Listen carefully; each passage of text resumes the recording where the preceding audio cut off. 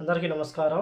Kuwait నుంచి ఎవరైనా సరే కానీ ఆంధ్రప్రదేశ్కు రావాలంటే అంతర్జాతీయ విమానాశ్రయం ఉన్నా సరే అవి ఎందుకు పనికి రాకుండా పోవడంతో అయితే అక్కడికి వస్తూ ఉన్న గల్ఫ్ మరియు కువైట్ నుంచి వస్తూ ఉన్న అంతర్జాతీయ విమానాశ్రయం ఉన్నా సరే అవి ఎందుకు పనికి రాకుండా పోవడంతో అయితే అక్కడికి వస్తూ ఉన్న గల్ఫ్ వైట్ మరియు గల్ఫ్ దేశాల నుంచి వస్తూ ఉన్న ఆంధ్రప్రదేశ్ రాష్ట్ర ప్రజలు తీవ్రమైన ఇబ్బందులు ఎదుర్కొంటున్నారు. అలాగే గత ప్రభుత్వంలో కూడా ఈ నెల ఓపెన్ చేస్తాం, రేపు నెల ఓపెన్ చేస్తాం అని చెప్పేసి దీనికి సంబంధించి కేంద్ర మంత్రులతో కూడా మాట్లాడామని చెప్పేసి ఓపెన్ అవుతుందని చెప్పేసి ఊరిస్తూ రావడం జరిగింది.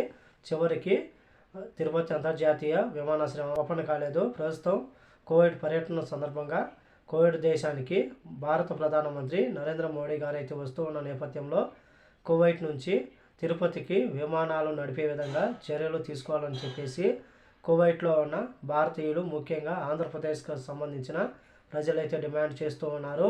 అలాగే కువైట్ దేశం నుంచి వారానికి 12,000 సీట్లు ఉన్న కోటాను 28,000కు పెంచాలని చెప్పేసి తిరుపతి అంతర్జాతీయ విమానాశ్రయం హోదా వచ్చి సంవత్సరాలు గడుస్తూ ఉన్నా సరే అంతర్జాతీయ విమానాశ్రయంలో తిరుపతి అంతర్జాతీయ విమానాశ్రయంలో ఇంకా ఒక విమానం కూడా నడపలేదని చెప్పేసి, అలాగే అంతర్జాతీయ విమానాశ్రయం చేయడం వల్ల ఏడుకొండల వెంకటేశ్వర స్వామి భక్తులు కూడా ఇది చాలా సులభంగా ఉంటుందని చెప్పేసి దేశం కాదు ప్రపంచం నలుమూల నుంచి ఈ యొక్క సేవలు వినియోగించుకుంటారని చెప్పేసి, అలాగే కువైట్లో ఉన్న చాలామంది భారతీయులు ఆంధ్రప్రదేశ్ రాష్ట్ర ప్రజలు చాలా సంవత్సరాల నుంచి డిమాండ్ చేస్తూ ఉన్నారు. చెన్నైకి వెళ్ళి మేము అవమానాలు పడుతూ ఉన్నామని చెప్పేసి, అలాగే చెన్నై ఎయిర్పోర్ట్లో మన డ్రైవర్లు కూడా రానివ్వడం లేదు. ఆంధ్ర డ్రైవర్లు ఎవరైతే ఉన్నారో వాళ్ళను కూడా చెన్నై ఎయిర్పోర్ట్లోకి రానివ్వడం లేదు.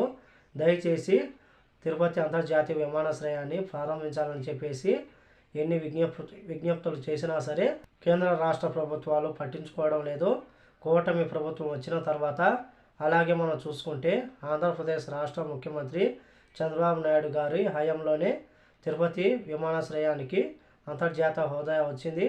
ఆయన చొరవ తీసుకుని తిరుపతి అంతర్జాతీయ విమానాశ్రయాన్ని ప్రారంభించాలని చెప్పేసి, అలాగే నరేంద్ర మోడీ గారు కువైట్ పర్యటన నేపథ్యంలో దీనిపైన ఏమైనా ప్రకటనలు చేస్తారని చెప్పేసి చాలామంది ఎదురు చూస్తూ ఉన్నారు. మరి ఏం జరుగుతుందో వేచి చూడాల్సింది. కాబట్టి ఈ వీడియో వస్తే లైక్ చేయండి, షేర్ చేయండి, సబ్స్క్రైబ్ చేసుకోండి. నెక్స్ట్ వీడియోలో మళ్ళీ కలుద్దాం. జై హింద్.